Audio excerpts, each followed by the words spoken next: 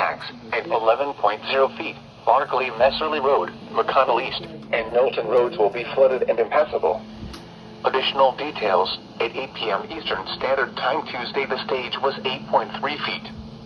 Forecast, the river will rise above flood stage just after midnight tonight to 10.4 feet tomorrow afternoon. It will then fall below flood stage Thursday night. Flood stage is 9.5 feet. http://www.weather.gov/safety/flood.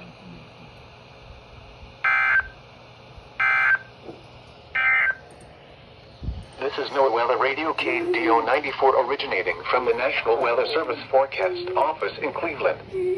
We supply the latest available information for Northeast Inland Ohio over KDO 94 from Akron on a frequent